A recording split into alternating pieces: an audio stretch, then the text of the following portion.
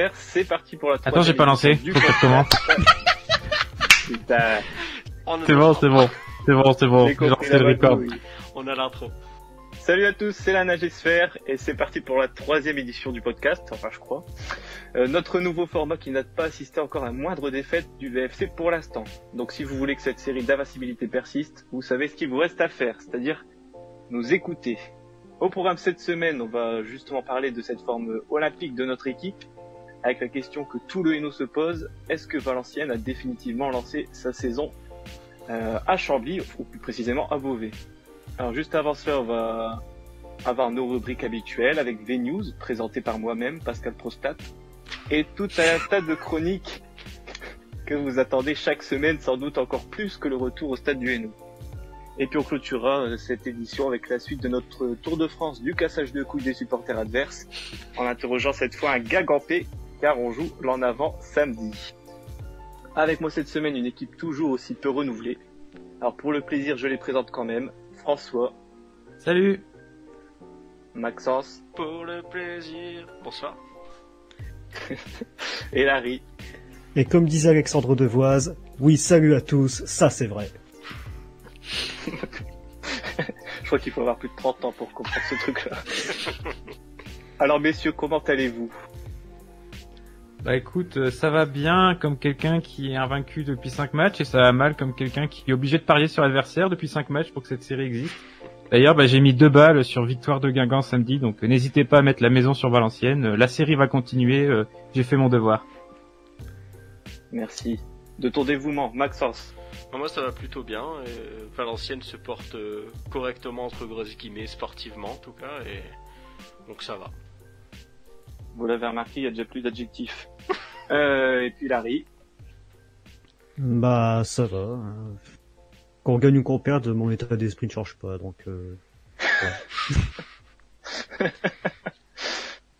Bon, on va enchaîner avec la première info de la semaine, V-News, la rubrique légendaire. On va parler en premier de Diliberto. Vous en avez déjà parlé la semaine passée. On va passer un peu en revue son interview de 11 mondial, avec cette phrase marquante que n'auront sans doute pas prononcée des mecs comme Jean-Luc Dompé et Liessouri. C'est-à-dire, je n'ai encore rien fait de ma carrière, c'est bien d'être considéré comme prometteur, mais il ne faut pas s'enflammer. Beaucoup étaient présentés comme prometteurs et ont fini en R. Alors c'est l'occasion de parler vite fait de Noah.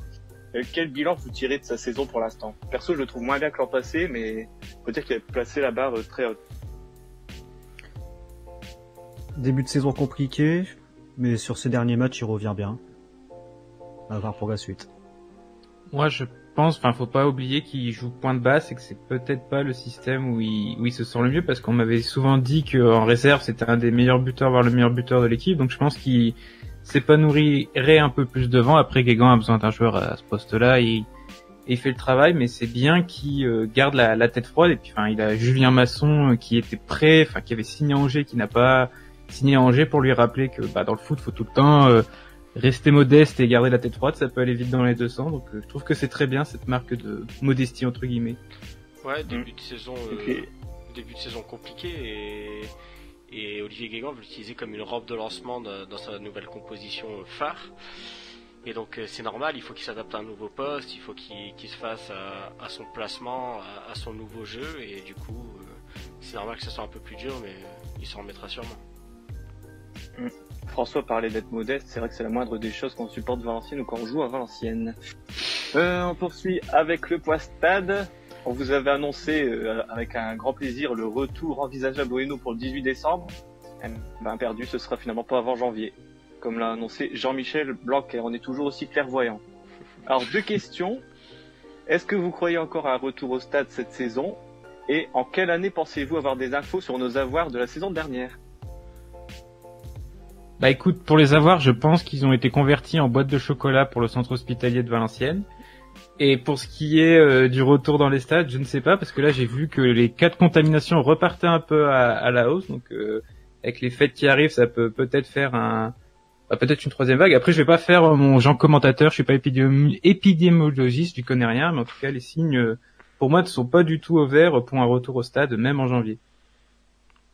Plutôt d'accord. Enfin, après, on n'y connaît rien, mais c'est pour ça qu'on est là et qu'on parle. C'est la première fois, on est au bistrot ici. Ah, mais... Comme, Oui, vas-y. comme dirait Julien Cazard, on n'y connaît pas plus que vous, mais nous on est payés. Ce qu'il faut d'ailleurs, mais... Vous avez de l'argent. Ça arrive. Et donc, ouais, non, mais plutôt d'accord. À part que moi, je pense juste que nos avars sont partis à la DNCG qui arrive dans pas longtemps. Mais sinon, ouais, non, plutôt d'accord. Je pense pas qu'on va revenir au stade en janvier. Ça me paraît tôt. Et ouais, non. On reviendra pas au stade tout de suite. D'ailleurs, s'il y a quelqu'un qui a la date pour la DNCG, vous pouvez l'annoncer là. Ça remplirait bien ma rubrique. Un peu vide. On en parlera tout à l'heure. Oh Ah, teasing. Comme vous voyez, Ça, les c'était membres pas- du podcast ne savent même pas ce qui se passe dans le podcast. Et c'est ça que j'aime. C'était pas préparé, ouais. C'est clair. Bon, par contre, la troisième actualité, vous la connaissez parce que c'est une info qui est passée dans l'excellent compte La Nagesphère, qu'on vous conseille. C'est France Football qui a sorti mardi son classement des villes les plus foot de France. Et VA se classe 16e, donc dans le top 20. Enfin, notre ville et notre club sont reconnus à notre juste valeur. Alors, est-ce que cette info vous inspire quelque chose et est-ce que ça vous a éveillé votre troisième jambe? Non, Bah moi, Apparemment non. Bah moi écoute, j'ai des regrets parce que je vois qu'on est entre guillemets que 16e malgré que depuis 7 ans on végète en Ligue 2 parce que dans les critères, faut rappeler qu'il y a quand même la ferveur. Et je pense que même la personne avec la plus de mauvaise foi sur Facebook ne pourra pas te soutenir qu'il y a plus de ferveur au club qu'il n'y en avait en 2013.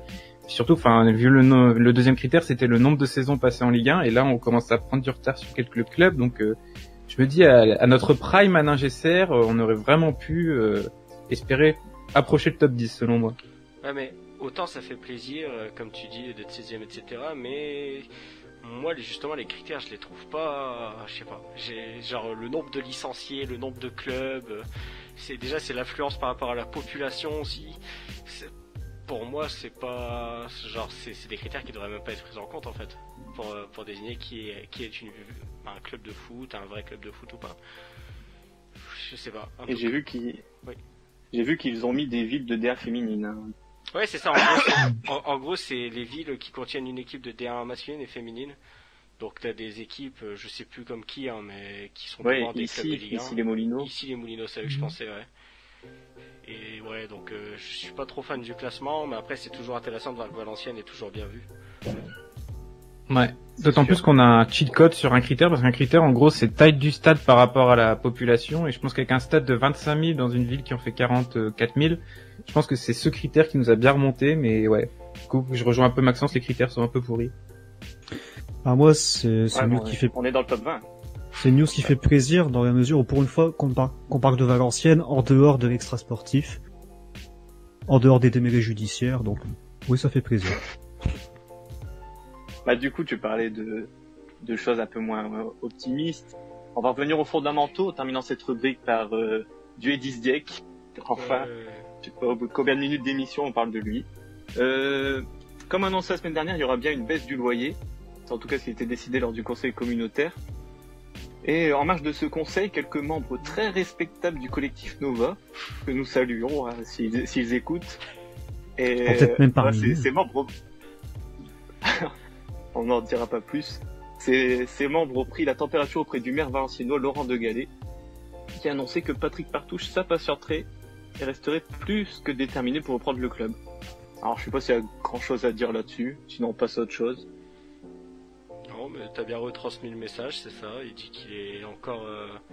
il est un petit peu en attente quand il attend que quelque chose se passe et il sait plus trop comment attaquer Edis Dieck. Mais... Je perds pas espoir non plus à propos de Partouche. J'ai l'impression quand même que tout le territoire est avec lui et je me dis qu'il peut pas perdre face à un mec de seconde zone comme Edis Dieck. C'est sûr. Et non, monsieur Zdieck, vous n'avez pas le monopole du club. Vous aurez capté ici le petit hommage à Valéry Giscard d'Estaing, mort pour la France, 5 minutes après l'enregistrement de la seconde émission. La série noire se poursuit. On s'excuse par avance pour le décès qui va avoir lieu dans 1 heure, c'était pas notre faute. Ouais, allumez BFM. Et on poursuit notre podcast avec des choses un peu plus vivantes. À l'ancienne, la chronique réalisée de main de maître par François. Alors au programme du Odell et un peu d'odeur de la mer. Oui, merci Julien encore pour cette transition incroyable. Je vous avoue que c'était aussi anniversaire d'Ali Abeille, donc j'ai un peu comparé l'influence des deux sur le VFC et à la fin j'ai quand même tranché pour Johan Odell. Donc Johan Odell, né et formé à Nice, donc il fera son passage de 2000 à 2004 là-bas. Mais il y aura un petit accident de parcours parce qu'il ne signera pas pro et il arrivera au LOSC. Donc comme quoi vraiment personne n'est parfait, ça arrive de faire des erreurs. Et lors de sa pige au LOSC de 2004 à 2007, il sera prêté 1 an au FC Lorient et c'est peut-être là que Valenciennes l'a repéré puisqu'on a joué Lorient lors du fameux match que Steve Savidan nous a rappelé sur Twitter. Donc Odell, il sera de 2007 à 2010 AVA. Il a bien sûr marqué les esprits en marquant un triplé lors de son premier match à Ningesser contre Toulouse. Puis je pense que tout le monde se souvient de son fameux doublé contre Lyon où il met ce fameux but où il dribble Lloris et il met la balle dans un angle impossible. Donc d'un point de vue comptable, ça fait quand même 23 buts en 77 matchs pour ce cher Johan Odell. Et après, il a signé un peu, il a un peu cédé au chant des sirènes en allant à Stuttgart, un club un peu plus huppé en Allemagne. Et malheureusement, il a vécu un peu un calvaire avec une blessure à la cheville puis les ligaments croisés. Mais en bon Valenciennois, il a signé au FC Nantes en 2013. Et il a marqué son premier but sous ses nouvelles couleurs lors du légendaire 6-2 au stade du Hainaut. Et il a fini en beauté à Jérusalem, donc la petite saison pour se faire un peu d'argent après son passage au FC Nantes. Donc au total dans sa carrière, ça fera 183 matchs et 39 buts. Et pour vous donner un peu des nouvelles, actuellement il est entraîneur des U14 de l'OGC Nice et il s'occupe aussi de tous les attaquants de la préformation. Donc il pourra peut-être leur donner des conseils pour justement vu que son parcours en formation à lui ne s'est pas bien terminé. Puis petit moment d'autocongratulation, il avait fait une interview où il disait qu'il était très fier de figurer dans le 11 de légende de la décennie. 11 de légende réalisé par le très bon compte La Ningesphère, n'hésitez pas à le suivre. Donc voilà, ça fait petit clin d'œil qui fait plaisir. Et maintenant tu peux passer au match. Et oui, au match. Montpellier. C'est ça, Valenciennes-Montpellier le 10 décembre 2011. 9 ans déjà, donc je vais commencer par vous donner les compos, notamment celle de Valenciennes, avec du classique, Pentome, Mater, Gilles, Angois, Bong, Gomis, Saez, Danick, Kadir, Ducourtiou, ailier gauche d'ailleurs, ou ailier droit, je ne sais plus, mais ailier, et Aboubacar. À noter donc l'absence, pour ceux qui suivent, de Pujol, Coat, Sanchez et Dosevi qui étaient tous blessés. Et à noter surtout la présence du grand Olivier Giroud en face. On le salue s'il nous écoute. Alors, il faut savoir que Montpellier s'est présenté en tant que leader de Ligue 1 avec 3 points d'avance sur le PSG et il venait de mettre un gros 4-0 à Lorient juste avant. Et nous, on était traditionnellement à la 17e place avec Nice et on sortait d'un revers 1-2 contre Evian et 2-0 contre Toulouse. Donc ça part plutôt bien puisque Kadir a cadré de frappe mais Jourdain a été vigilant. il y a eu une écart de Rémi Gomis sur un centre de Kadir, donc Kadir vraiment très remuant et sur le coup d'envoi de la seconde mi-temps, une frappe assez banale, assez nulle de Ducourtiou, je dois dire, plein axe, mais Jourdain fait une immense faute de main et relâche la balle et Kadir la pousse au fond. Bon, la fin de match c'est un peu décousu, Pento est vigilant, Aboubacar il rate le break comme d'habitude. Et Namtaï, qui était encore présent, je me souvenais plus que ce joueur avait connu le stade du Hainaut, mais il était là, réalise une formidable percée, mais tire sur Jourdain. Et donc, Valenciennes s'imposera 1-0, une défaite frustrante, surtout pour son gardien, qui a été coupable de la fameuse faute de main.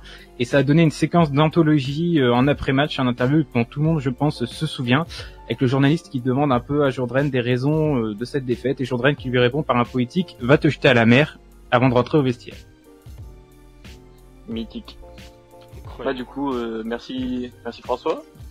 De rien. Mais tu continues parce que même s'il n'y a pas de brillant hommage à un joueur comme la semaine dernière, il y a Eno Socio qui est toujours là. Eh oui.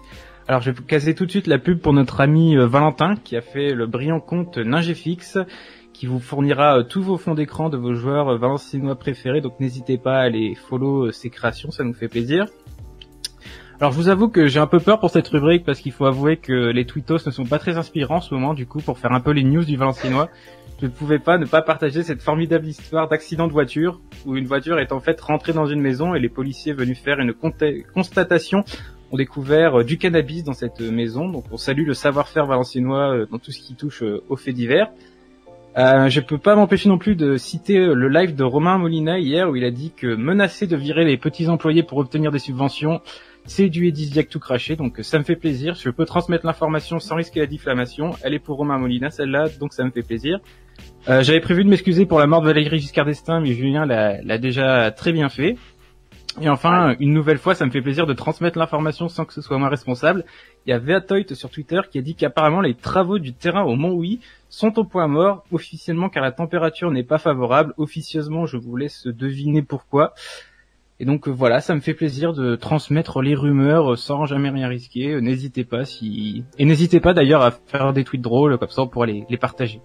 Comme ce tweet absolument incroyable du maître Clippetto qui répond à Patrick Partouche qui s'est indigné puisque il a tweeté « J'ai mon papa, ma maman, une épouse, 6 enfants, 2 gendres, un petit-fils. Jean Castex, vous me conseillez de dégager qui ?» Puisque Jean Castex a recommandé 6 adultes à table pour Noël. Et Antoine dit « Le maître Clippetto a répondu « Je propose SDDX, qui n'est pas sa plus mauvaise des suggestions. » Il n'y a pas que la daronne qui est à l'abri. On peut enchaîner avec le tour de l'actu de la Ligue 2 et de l'actu des joueurs bradés par la direction. C'est avec la revue de presse de Larry et Maxence. Merci Julien. Donc on va commencer par un club phare du championnat. On va parler de Châteauroux. Une info qui est sortie aujourd'hui. La Berrichonne peut être sous l'égide saoudienne, puisque la Berrichonne de Châteauroux serait sur le point de changer de main. Le club, dont les coulisses sont aussi agitées comme chez nous, puisqu'il y a un désaccord entre l'équipe dirigeante en place et des actionnaires frondeurs.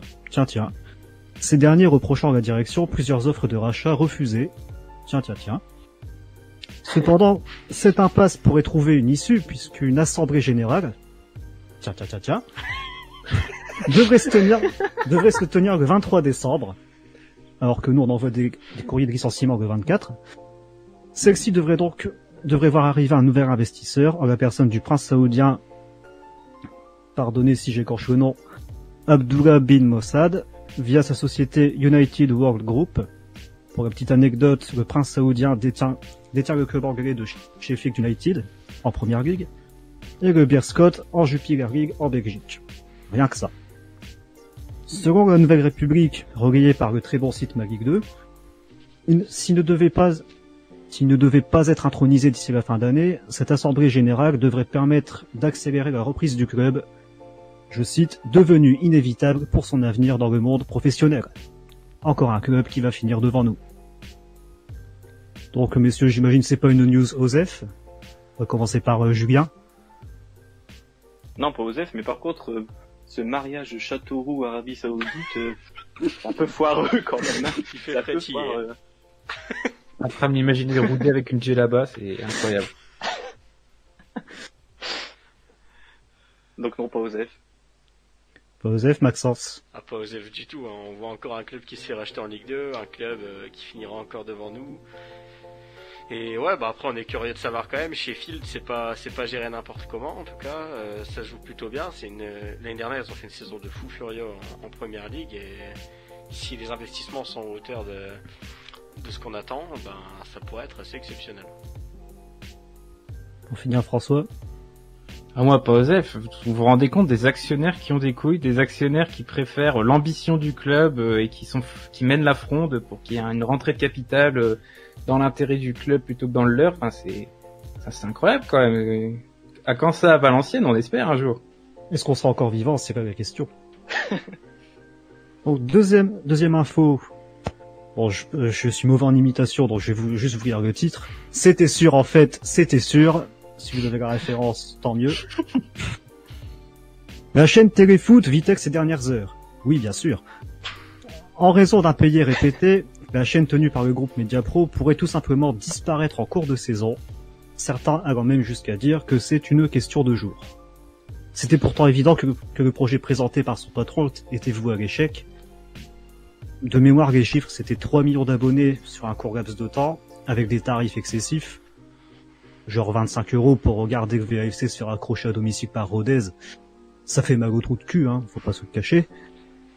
Je suis bien grossi aujourd'hui. Malgré plusieurs alertes, la Ligue de football professionnelle a maintenu sa confiance à Mediapro. La cupidité, tout ça, on connaît.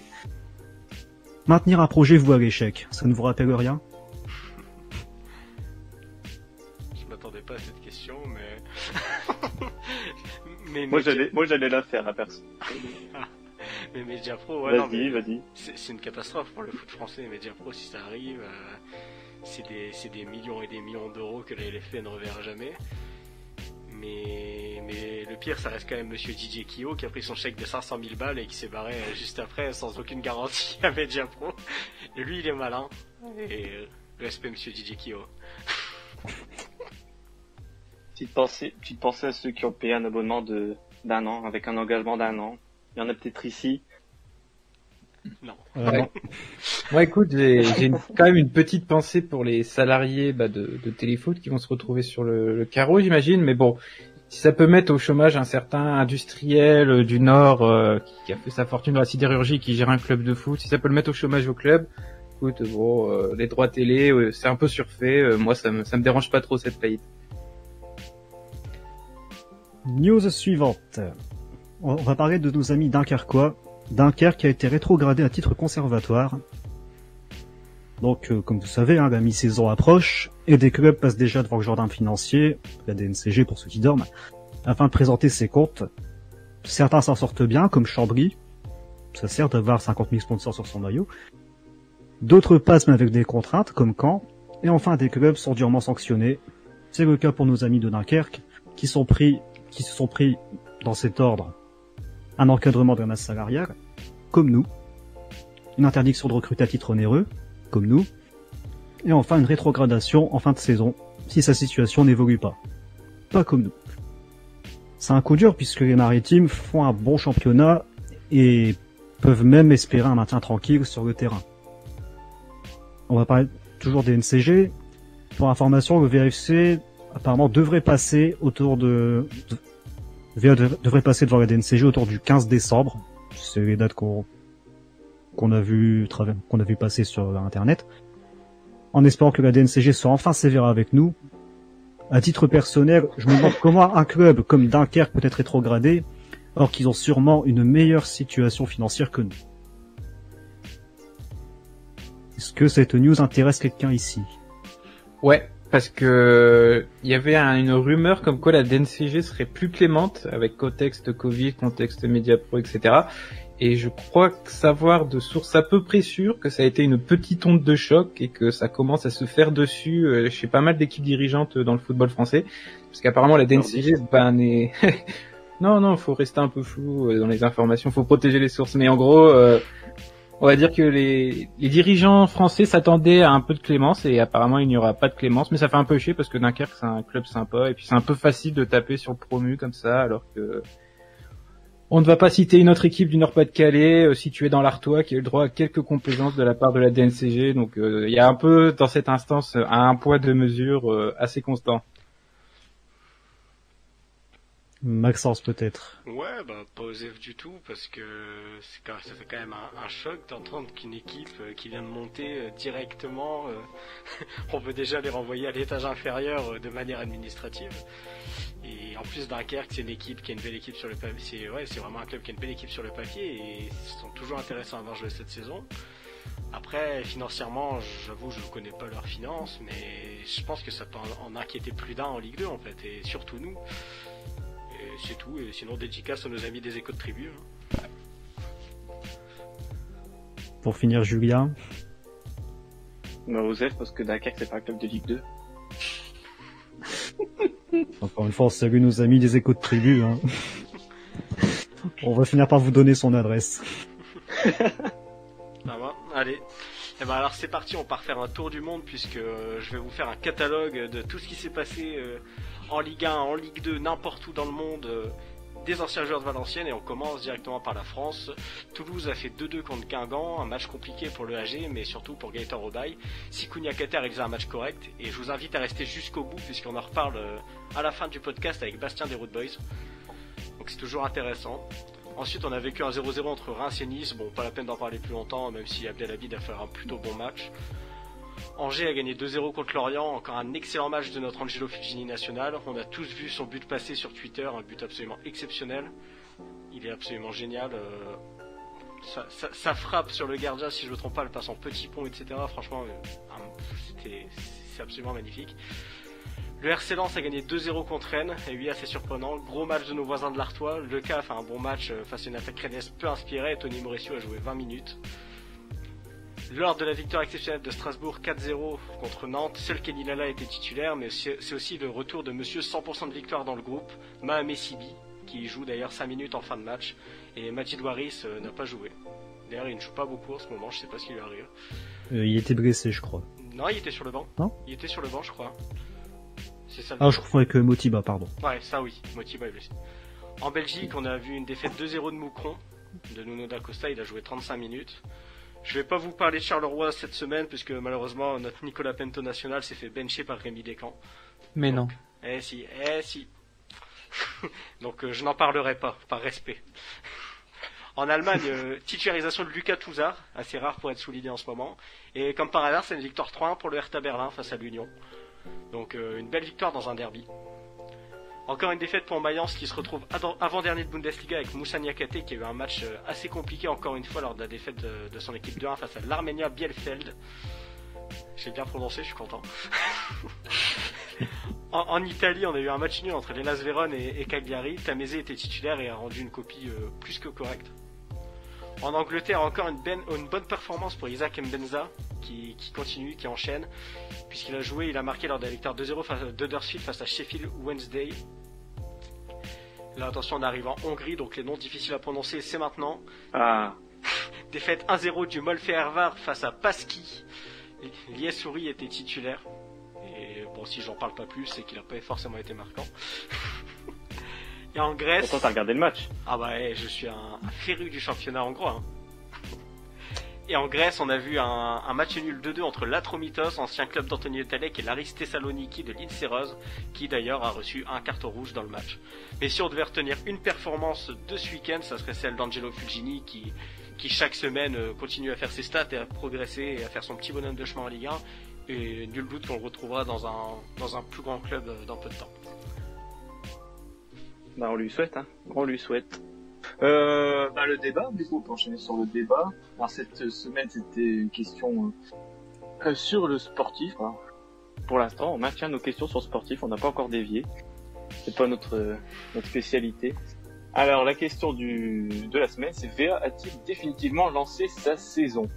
Alors c'est au regard des dernières performances, c'est aussi du niveau de jeu qui est quand même en hausse. En même temps, faut dire qu'on partait de pas très haut. Mais bon, c'est plutôt intéressant. Alors moi j'ai plusieurs questions à vous poser. La première c'est est-ce que déjà vous reprenez du plaisir? Et concernant le plaisir, je trouve qu'on a un expert qui s'appelle Maxence. Eh oui, pour le plaisir, prendre le temps de temps en temps de refaire d'un homme un enfant. Mais comment dire moi je reprends du plaisir à voir les matchs de VA. Sportivement c'est quelque chose.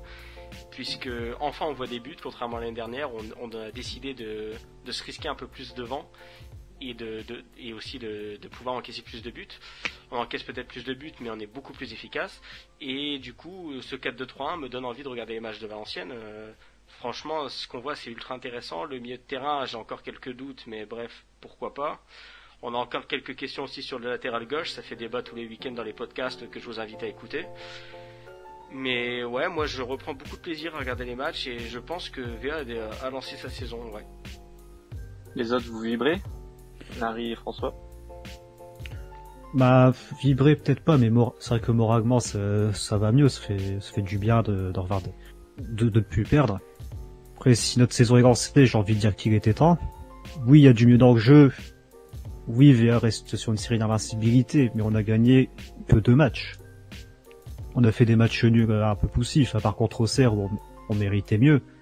La première période contre Ajaccio, on n'a pas été bon, la seconde était bien meilleure.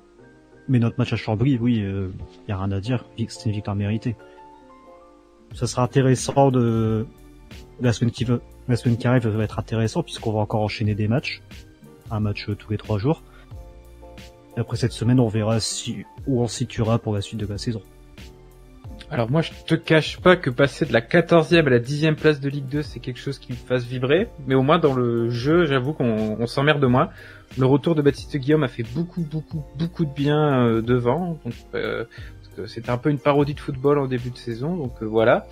Et on se dit que peut-être avec le futur retour de Malik Chergui ou peut-être une recrue, bon là je rigole hein, mais voilà, Non, en vrai, c'est plaisant devant. Ça commence à marquer des buts, puis c'est pas à la Chevalier dépendant. C'est Cabral, Guillaume et Chevalier, ils marquent tous, donc c'est assez surprenant. Les scénarios sont surprenants, donc voilà. Ça me fait pas vibrer, mais on se fait pas chier et c'est un bon compromis. Tranquille, pépère, quoi. Ouais, voilà. Et l'autre question, c'est est-ce que, à l'inverse, la saison passée, on avait payé notre irrégularité comptable, on l'avait payé jusqu'au bout, enfin même si la saison n'a pas été terminée. Et est-ce que cette saison, parce qu'on a accumulé du retard en début de saison, est-ce que le retard accumulé il est toujours rattrapable? Bah oui, parce que là, le retard, il est que de 3 points sur le 5e et il reste une vingtaine de matchs. Tandis que la saison dernière, c'était 8 points, il en restait une dizaine. 3 points, c'est toujours rattrapable. Après, faut voir, parce que là, on est quand même dans une période du calendrier très favorable. On a reçu Ajaccio, on a reçu Rodez, on est à la Chambly. Donc, c'est normal qu'on prenne des points. Après, quand le niveau va se relever un peu, là, justement, je pense que ça va être un bon test. Amiens, Nancy, Le Havre, etc. C'est que des équipes du milieu de tableau. Donc, si on a, entre guillemets, les épaules de nos prétentions, bah, je pense qu'on va monter dans le classement. Et sinon, bah, on va atterrir à notre place qui, pour moi, est naturelle, c'est-à-dire 13-14. Je pense aussi. Bon, je te retiens François parce que tu es celui qui transmet les réactions des internautes. Alors il y a des analyses très profondes, notamment celle de Parigo. Oui, Parigo qui à ta question a répondu peut-être avec un smiley, donc une réponse concise. Je partage totalement son avis. Non, mais en vrai, tout le monde est dans cette option. Et il y a quand même Patrice Pouille qui nous a répondu que les 2 prochains matchs nous en diront plus. Donc j'espère que ces 2 avis t'éclaireront dans ta réflexion et n'hésite pas à revenir vers moi si tu veux des avis plus détaillés. C'est vrai que là on est sur le meilleur. Hein. Après le reste, on va peut-être le passer outre. Hein.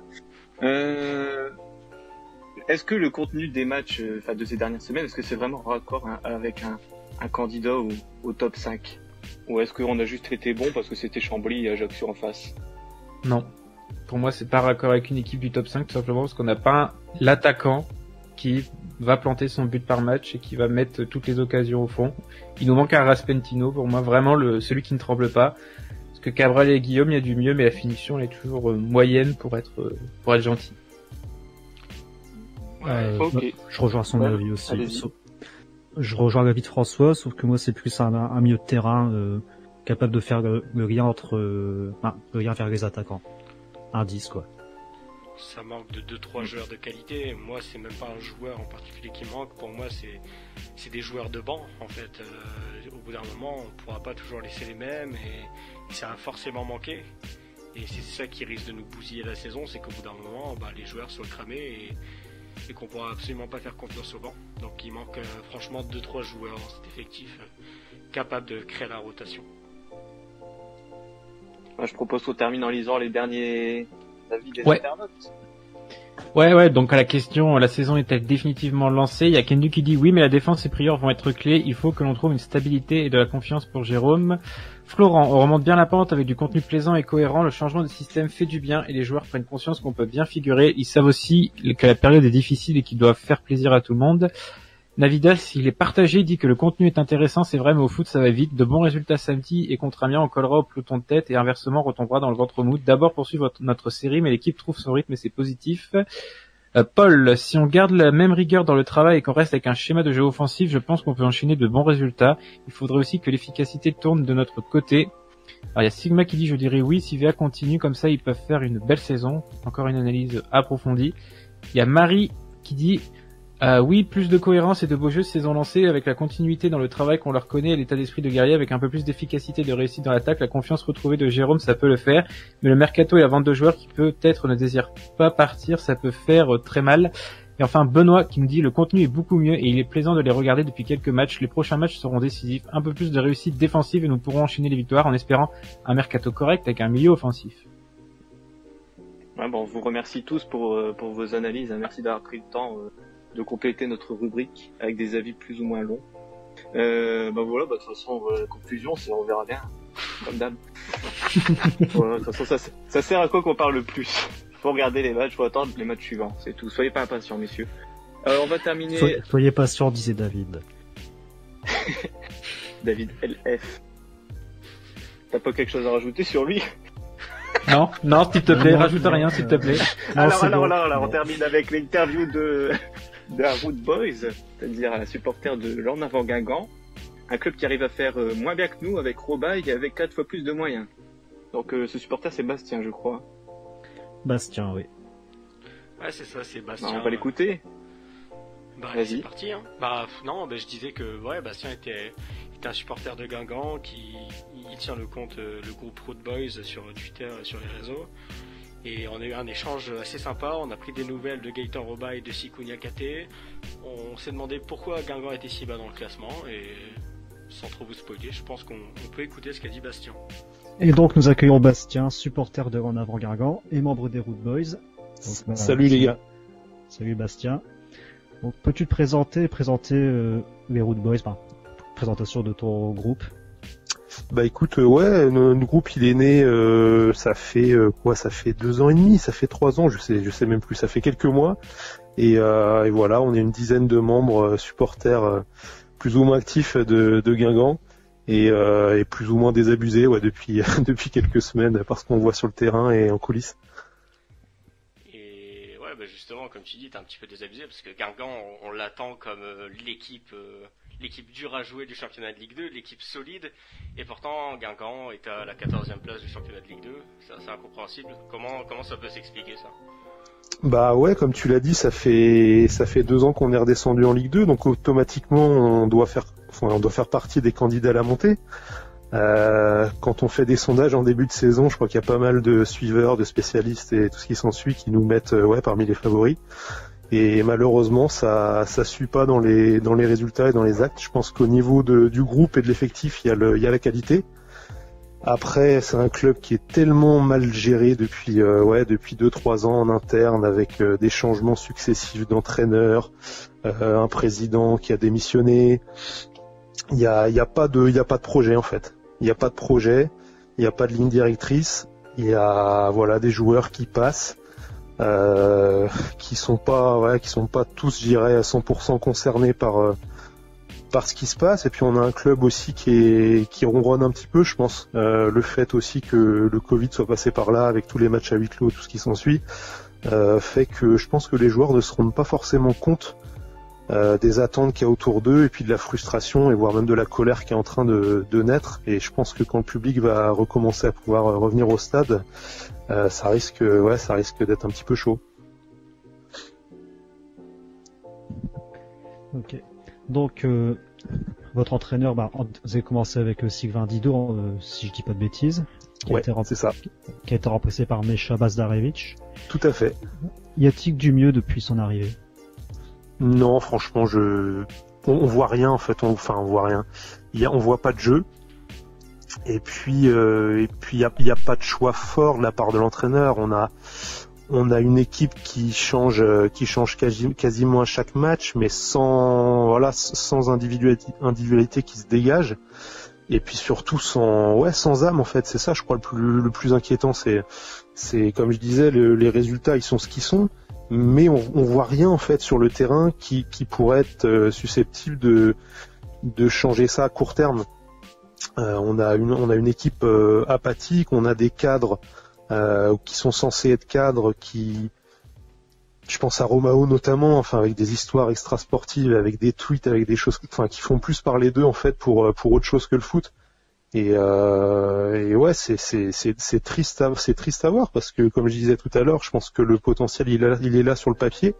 On a une équipe qui est quand même assez solide et qui devrait être beaucoup plus haute que ce qu'elle est actuellement.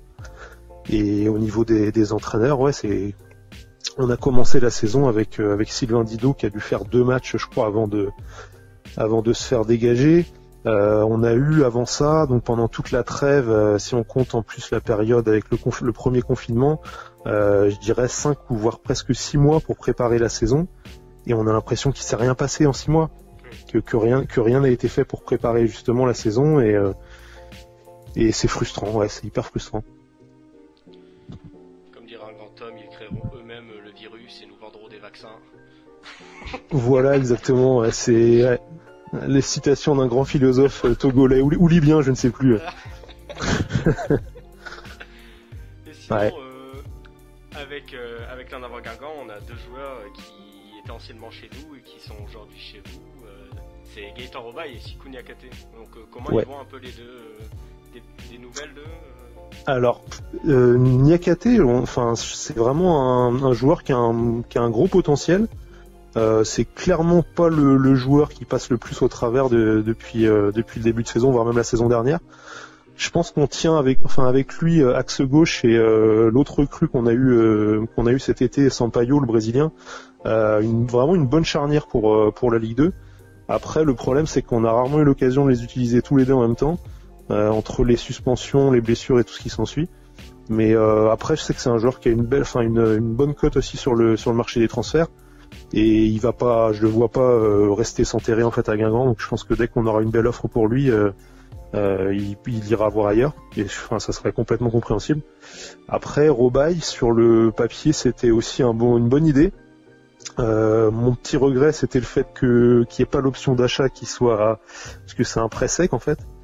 Après, sur le terrain, on va dire que c'est un des rares footballeurs, on va dire, de cette équipe. Maintenant, il faut aussi de la continuité, de la cohérence. Et en fait, comme je dis, l'équipe elle change à chaque match. Et il était, je crois qu'il était titulaire contre Toulouse au dernier match, qui a été un non-match total collectivement.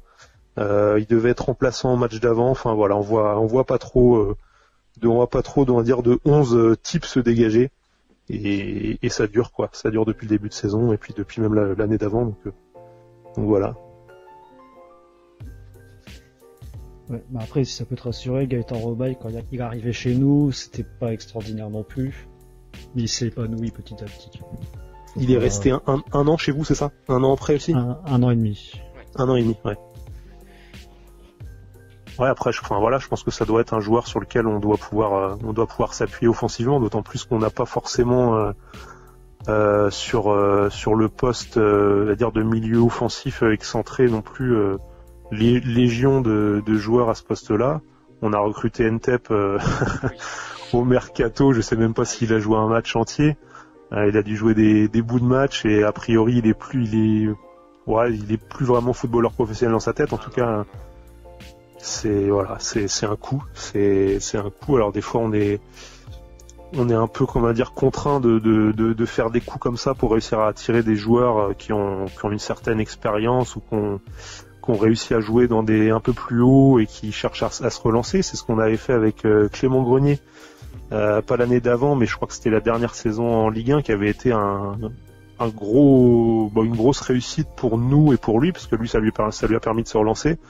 Et nous, clairement, ça avait changé le visage de l'équipe. Mais malheureusement, ça peut pas marcher à tous les coups, quoi. Et Ntep, c'est un petit peu ça. Et le problème, c'est que c'est un joueur qui est arrivé libre, mais qui prend un gros salaire. Et on n'a pas forcément d'argent à gaspiller sur des joueurs qui ont dû jouer, je disais, peut-être 50, 60 minutes à tout casser depuis le début de saison. Je dirais même depuis 3 ans. Et depuis 3 ans, ouais. Et depuis 3 ans, ouais. Il a dû jouer 60 minutes en 3 ans. Moi, je me souviens quand il arrive à Saint-Etienne, le joueur est cassé, il n'arrive pas à courir, en fait. Ouais, Wolfsburg, il a pas dû jouer énormément non plus. Ouais, c'est de l'argent un peu gaspillé. Donc, en quelques mots, est-ce que tu pourrais me présenter l'effectif de Guingamp? Et est-ce qu'il y aura un joueur en particulier à surveiller? L'effectif, je disais, il est relativement homogène, et en tout cas au niveau pour pouvoir prétendre à jouer mieux que ça. Je vois le point faible que je verrais dans cet effectif, c'est le milieu de terrain, parce qu'on a un joueur vraiment brillant. Moi, s'il y a un joueur que je pourrais voir au niveau au-dessus aujourd'hui, c'est Mchangama. C'est le milieu de terrain qui joue 8 ou 10, ça dépend des matchs, et qui est clairement au-dessus du lot techniquement. Maintenant, c'est un joueur assez vieillissant, il doit avoir, je crois, la trentaine passée, et il venait de Grenoble avant d'arriver à Guingamp. Il a jamais vraiment joué plus haut. Mais le problème, c'est qu'au milieu de terrain, c'est à peu près notre seul vrai joueur de foot. Après, on empile des profils. Je parlais de Romao tout à l'heure, qui est sur la fin, et puis qui au niveau de la mentalité est pas forcément inscrit dans l'ADN, on va dire, guingampais. On a un joueur comme Valdivia qui était mis au placard avec Dido et qui est aussi un petit peu cassé. On y parlait d'Entep tout à l'heure, c'est un peu pareil pour Valdivia. On a un joueur Gesuma Fofana qui est qui est, on va dire, physique, voilà, pour rester poli. Et après voilà, ça manque un peu de qualité à ce poste-là. Après devant on a Yannick Gomis qui est pareil sur le papier pour ressembler à une bonne pioche. Maintenant ça manque d'efficacité en fait quoi. C'est-à-dire les occasions, il est capable de se les créer, voire même des fois tout seul, mais c'est hyper maladroit quoi devant le but. Après je suis pas un grand fan de stats et de mathématiques et tout ce qui s'ensuit, mais je sais qu'il y a un truc qui tourne pas mal depuis quelques années là sur les réseaux sociaux et puis au niveau statistique, c'est les expected goals. Je crois que c'est un des pires ratios de Ligue 2 parce que les occasions clairement il les a, mais ça finit rarement au fond, donc il y a un problème d'efficacité. Très déçu que tu nous parles pas de Rodi Rodelin quand même. Ouais, bah c'est un joueur que j'ai défendu, que j'ai eu envie de défendre au début, mais là j'ai un petit peu abandonné parce que ouais c'est pareil, techniquement c'est un bon joueur, mais ça manque de tellement d'envie, d'impact, de tout ça que c'en est frustrant aussi quoi. C'en est frustrant parce qu'on sent qu'il a le niveau. Enfin voilà, c'est un joueur lui pour le coup qui a joué aussi un peu à l'étage supérieur. Mais qui est frustrant à voir jouer parce qu'on sent le potentiel, on sent la technique et tout ça, mais on voit il se demande un petit peu ce qu'il fait là par moment quoi, et on se demande aussi ce qu'il fait là par moment. Ça ronronne quoi, ça ronronne, et puis c'est un joueur qui est compliqué aussi je trouve dans le positionnement parce qu'il a pas la vitesse pour jouer sur un côté, il a pas le côté tueur pour jouer vraiment en 9 devant le but. Et puis si on le fait reculer d'un cran, que ça soit en 10 ou en 9,5, on a ça bride un petit peu aussi M. Shangama qui lui pour le coup est vraiment notre maître à jouer, donc et puis c'est aussi un gros salaire. Comme on en a quand même quelques-uns et qu'il va falloir un moment dégraisser parce qu'on va pas pouvoir continuer à empiler des joueurs comme ça si le club il végète en Ligue 2. Et du coup pour le match, t'as un petit pronostic? Un nul serait un bon résultat puisque visiblement on s'en contente là on est sur une série de 7 matchs sans victoire, mais malgré le manque de résultats, malgré le manque de jeu, on a l'air de s'en contenter chez nous. Bazdarevic souligne à chaque fois les côtés positifs. Bon, il est dans son rôle aussi, mais enfin voilà, on attend beaucoup plus. Donc à un moment donné, il va falloir que les victoires arrivent aussi. On est là en ce moment, on est 14e et on en est à regarder plus derrière nous que devant. Donc c'est un peu inquiétant. Et puis en plus vous avez dans votre effectif un latéral droit qui est capable de marquer un quadruplé, ce qu'aucun de nos attaquants n'est capable de faire. Donc ouais, on s'inquiète un petit peu. On va dire qu'en latéral droit, on a soit un ancien de chez vous, Laurent Dos Santos, ou on a Geoffrey Cuffo. Ah mais c'est vrai, j'avais oublié Dos Santos, ouais. Qui a même été capitaine à un moment chez vous, non? Ouais, c'est le capitaine de base en fait. C'est juste D'accord. Il s'est blessé ces dernières semaines et Geoffrey Cuffo, donc son remplaçant, a pris le brassard. Et si tu veux mon humble avis, Laurent Dos Santos le retrouvera pas avant un bon moment. D'accord, ok. Bon écoute, ça sera quand même un plaisir de le retrouver sur le banc. En tout cas, merci d'avoir été avec nous pour cette interview, cette étape.